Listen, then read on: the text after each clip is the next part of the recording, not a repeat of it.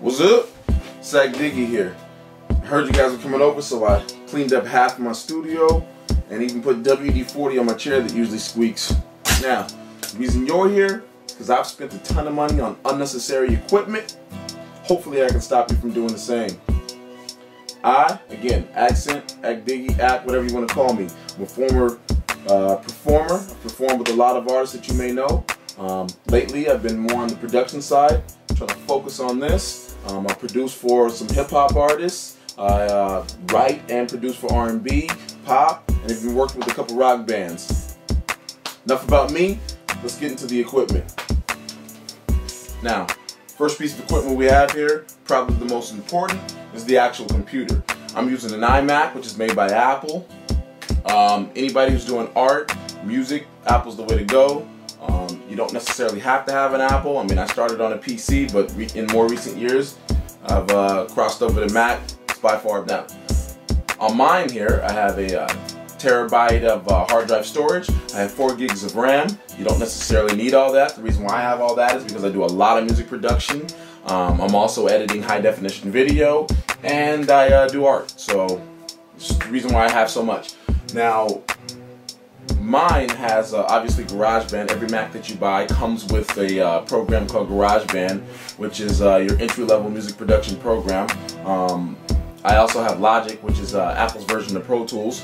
You'll find that a lot of artists out there that you know are now crossing over to Logic instead of Pro Tools for a number of reasons. Once you put Logic on your computer, GarageBand will also use the sounds that Logic uses, the effects that Logic uses. So if you're one of those people who are scared to get Logic because it's too hard to use, get it anyways. You can use GarageBand and still use all your sounds from Logic and all your effects from Logic.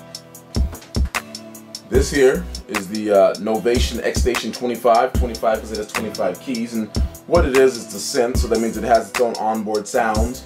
But usually I don't even use those sounds. I use it as a MIDI controller, which means that I hook this up to my computer, and all the onboard sounds from Logic or GarageBand or whatever program I'm using, this will control those sounds.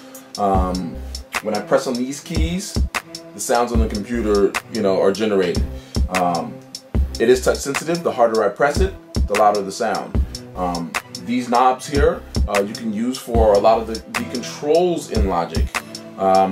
I don't have it set up for that. I'm happy with being able to use the keys, the tone bender, here's octave controls. And also, if you look back here, let me unplug it here. If you look back here, it also has inputs for microphones. There's an XLR input and just your regular microphone input. So you can use it as a microphone interface to your computer, which just means that if you're singing, you're rapping, whatever you're doing, or even using, I have an acoustic electric guitar over here that I plug in here and get the sound in. What it does is it takes the sound from your microphone, your guitar, whatever you're plugging into it, puts it into the computer, so you can then record onto Logic or GarageBand or Cubase, Pro Tools, whatever you're using. Now, next I'm going to take you to the workstation. Now, you'll notice that I call this a workstation. It's not because this is the area in which I do the most work. It is actually what this piece of equipment is called.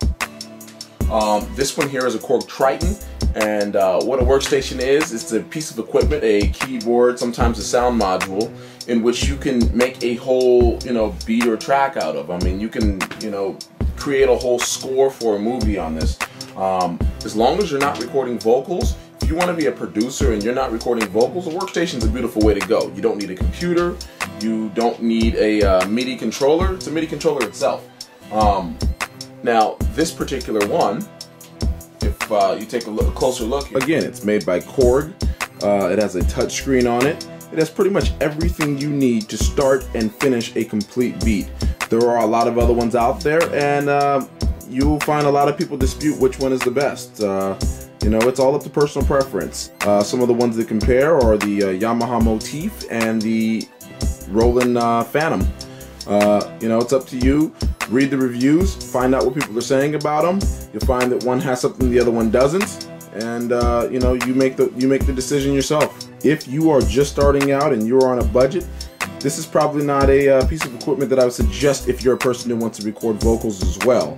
I would probably go with the first two things that we saw, your computer and your MIDI controller and your mic interface. This is not going to help you record vocals, but when you are ready to upgrade, Workstation is a beautiful way to go. Anybody who's been listening to hip hop for a while, you've at one point or another heard someone bring up the MP or the MPC.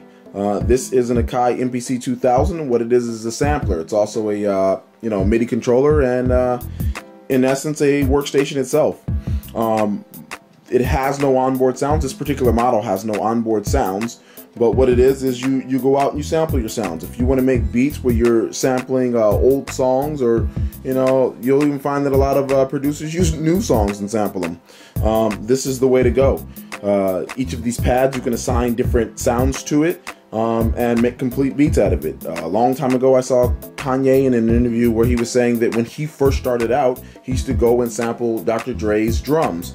What that means is he would literally put on a Dr. Dre song, sample the 1 second bass drum, the 1 second snare, the 1 second hi-hat, so on and so forth, and assign them to these different ones, and then make his own drum patterns out of the sounds that he sampled.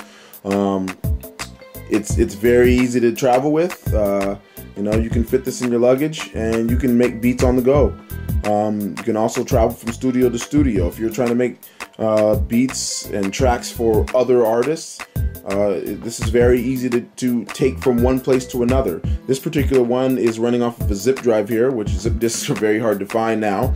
There are upgraded models of this, and the newer models come with hard drives on them and sometimes even CD burners. Again, if you want to record vocals, if you want to make whole songs, this is something that you want to look into after you have something to record those songs on, because this is not going to record a full track of vocals for you. But if you just want to be a producer and not record vocals, it's a great way to go. If you have a little extra money, you're not on a budget like a lot of people are, again, it's a great way to go. Because it's limitless. You can sample from anywhere in the world, Now that I showed you around, I hope you got some ideas. I hope you learned about some different types of equipment that you may want or need. Some different types of equipment that you may not want. I would always suggest to read the reviews before you buy something. Don't rely on them 100%, because what reviews are someone's opinion. But what you do find from reviews is the piece of equipment's limitations, and it may be limited to 8 tracks, and that may not be something that you can work with. You may have a band of 8 members, and that's before you record your vocals. Obviously, you can't get a multi-tracker or a piece of equipment that only does 8 tracks. If you have 8 band members. Speaking of multi-trackers, that is a piece of equipment that I don't have accessible right now. I do own 2 of them. But what a multi-tracker is in essence what the computer software is. It is an actual physical mixing surface that has a hard drive or a CD-ROM drive on it that you can use to record, your different instruments, your tracks, your beats, your vocals. I'm also going to say, do not rely on price. A lot of people are brainwashed by the price of equipment. They figure that more expensive is better. The Novation here, for example, is not the most expensive MIDI controller I've owned. It is not the most expensive mic interface that I've owned, but somehow I keep coming back to it. I consider it to be the best for what I'm doing. It gives me the best control. It gives me the best sound quality when I'm using it as an interface. It's also really convenient because, again, I can travel with this thing. It can fit inside my luggage with my MacBook Pro, which would be the laptop version of the computer here. And, and that is why I only got the 25 key instead of the, 49 or a bigger model of it, is because I also want to be able to travel with it. You do not necessarily have to buy this model. There are plenty of models out there made by a lot of different companies. MIDI makes a lot of good ones, especially if you're using Pro Tools.